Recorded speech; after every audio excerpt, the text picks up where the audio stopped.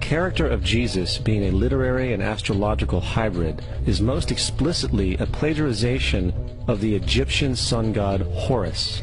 For example, inscribed about 3,500 years ago on the walls at the Temple of Luxor in Egypt are images of the Annunciation, the miracle conception, the birth, and the adoration of Horus. The images begin with Thoth announcing to the Virgin Isis that she will conceive Horus, then Neph, the Holy Ghost, impregnating the Virgin, and then the virgin birth and the adoration. This is exactly the story of Jesus' miracle conception. In fact, the literary similarities between the Egyptian religion and the Christian religion are staggering.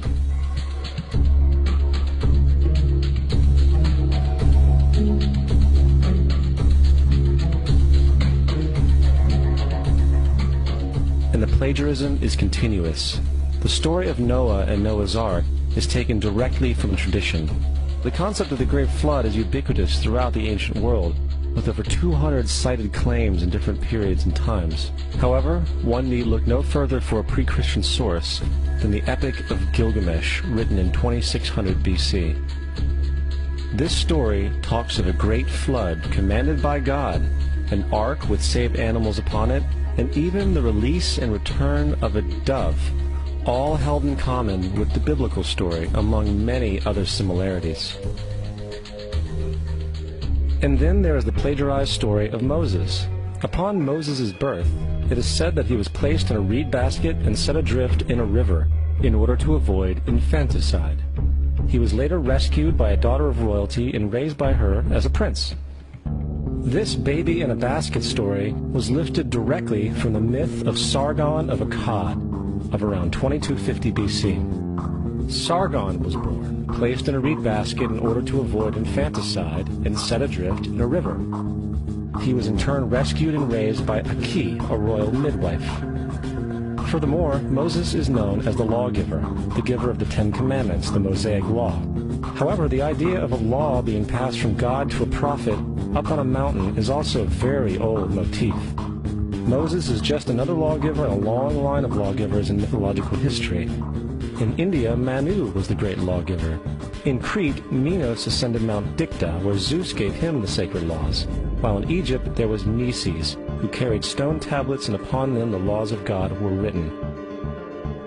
Manu, Minos, Nesis, Moses.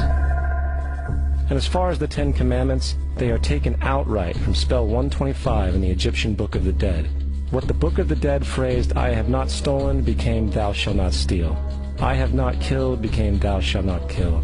"I have not told lies," became "Thou shalt not bear false witness," and so forth. In fact, the Egyptian religion is likely the primary foundational basis for the Judeo-Christian theology.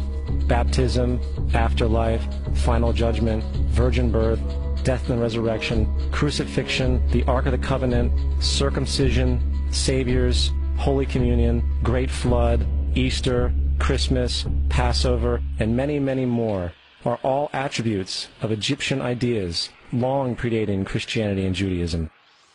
Justin Martyr, one of the first Christian historians and defenders, wrote, "When we say that he, Jesus Christ, our teacher, was produced without sexual union, was crucified and died and rose again and ascended into heaven, we propound nothing different from what you believe regarding those who you esteem sons of Jupiter." In a different writing, Justin Martyr said, "He was born of a virgin, accept this in common with what you believe of Perseus."